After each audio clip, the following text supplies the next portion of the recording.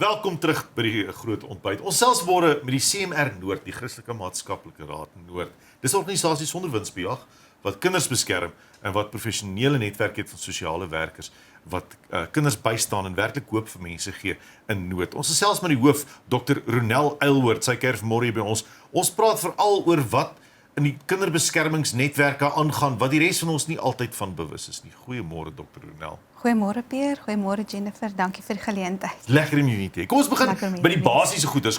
Ons praat eers oor die CMR Noord. Wat is die CMR Noord? Waar werk julle? Goed, die CMR Noord is 'n geregistreerde welsynsorganisasie en kinderbeskermingsorganisasie en ons het kantore in Noordwes. Of is een kantoor daar, ons het kantore in Limpopo en die meeste van ons kantore is hier in Noord-Gauteng. So ons doen kinderbeskermingswerk, maar ons fokus ook op gesinsbewaring en ook gemeenskapsontwikkeling. Nou, u het onlangs 'n sterk verklaring uitgereik oor die blootstelling, die gevaar van openbare blootstelling van kinders wat 'n trauma beleef. Hoekom? Ja, die rede daarvoor was dat ons gemerk het, veral onlangs, dat daar gevalle is waar individue en organisasies digitale platforms en die media gebruik om hulle eie narratiewe oor kinderbeskermingssake te bevorder.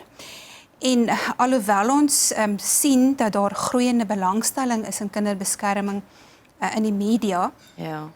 verwelkom ons uiteindelik, want dit beteken dat die bewuswording besig is om te groei.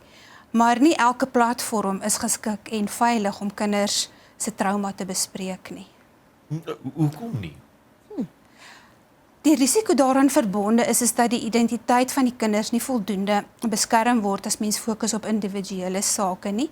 So dit gebeur dan dat veral waar daar nog sake hangende is, so strafsake, wat oop is vir die wye publiek, dat kinders dan geteken kan word en ook in die gemeenskappe weet mense dikwels, al is dit indirek wie hierdie kinders is, en dan kom daar ongewenste reaksies vanuit die publiek en vanuit die gemeenskap uit, wat die kinders net verder traumatiseer en victimiseer.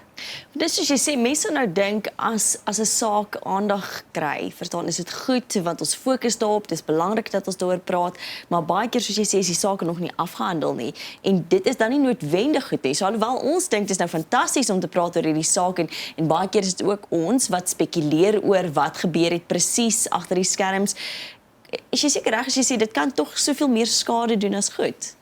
Dit doen, ja.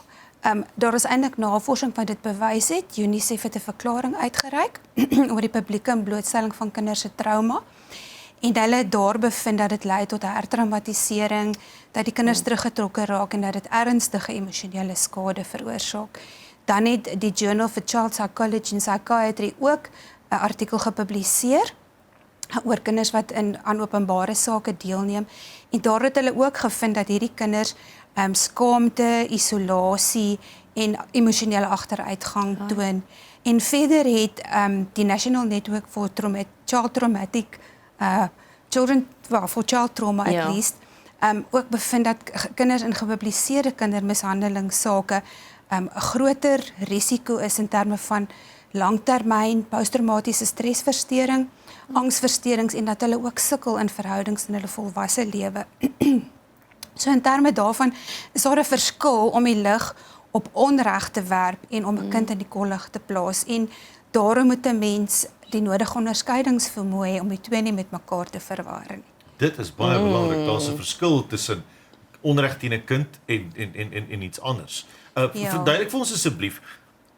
Ons is almal so emosioneel. Ons is almal geskok en ons is almal regtig, ek sou sê amper keelvol in hoogtyd vir enige geweld teenoor kinders, vir enige oortredings teenoor kinders, dat ons soms bietjie oorboord gaan in die media en in die publiek en veral mense in hulle private danige op sosiale media om geregtigheid te soek vir kinders. Al weet ons nie wie die kinders is nie, al weet ons nie altyd wat die situasies is nie. Daai kan 'n mens sommer sê, daai soeke na geregtigheid, is dit soms bietjie oordrewe? Ja, ons vind dat mense nie noodwendig hulle besef in die eerste plek nie wat die langtermyn impak van die publieke blootstelling vir kinders op hulle siege is nie, veral nou kinders wat trauma ervaar het. En daarom vra ons dat mense asseblief altyd net eers die kind se beste belang moet oorweeg. Dit moet altyd die belangrikste wees en dat mense dit nie moet vermeng met volwasse agendas en reputasies nie.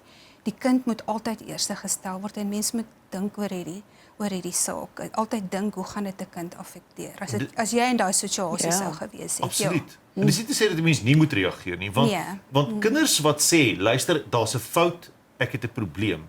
Meeste van hulle oor die algemeen lyk dit vir my praat altyd die waarheid.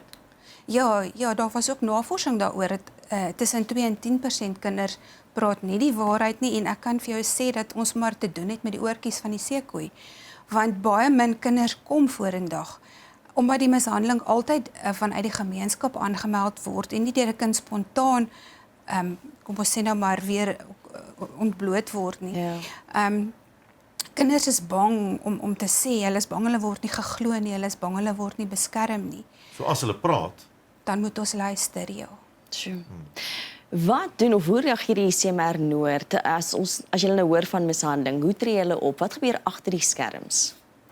Ja, soos ek nou reeds gesê het, gewoonlik kom die aanmeldings vanuit die gemeenskap en ons is 'n geregistreerde kinderbeskermingsorganisasie en dan ook onderworpe aan die kinderwet. En die kinderwet bepaal duidelik hoe ons hierdie sake moet hanteer, as ook die tydsraamwerke en alles wat daarmee gepaard gaan. So ons neem dit onmiddellik ernstig op en ons doen dan die nodige ondersoeke. As dit enigstens moontlik is en daar's voldoende rede om te glo dat die mishandeling wel plaasgevind het, probeer ons eers om maar die oortreder te verwyder, omdat dit baie traumatiese stap is om die kind uit die situasie te verwyder. So as ons nie die oortreder kan verwyder nie en dit is nodig vir die kind se veiligheid, dan moet ons die kind beveilig uit die situasie uit. Ronel, dis my interessant dat jy sê, en mense vergeet dit soms, dat jy duidelik volgens die kinderwet optree. Ja. Mense sal soms hals oor kop hardloop en sê, ek vat nou daai kind by daai huis weg en na die polisiestasie toe. Dis nie die regte ding om te doen volgens die kinderwet nie. Nee. Nou wat doen mense as mense dink hulle doen goed? Hoe as mense voel hulle spring in, hulle moet hier 'n kind help. En wat sê mense vir sulke mense?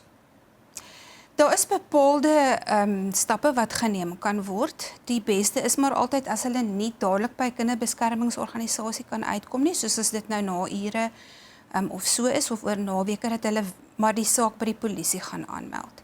En die polisie sal dan onmiddellik uitgaan en besluit of die kind beveilig moet word en as hulle dit wel doen, word die saak so gou as moontlik dan aangemeld by die kinderbeskermingsorganisasie op die eerste werksdag. So ons vra maar net dat mense nie moet stil bly nie. Die wet, artikel 110 van die wet verplig verskeie beroepsgroepe om wel, as daar 'n vermoede is van mishandeling, dit aan te meld by of 'n kinderbeskermingsorganisasie of die departement maatskaplike ontwikkeling of die polisie.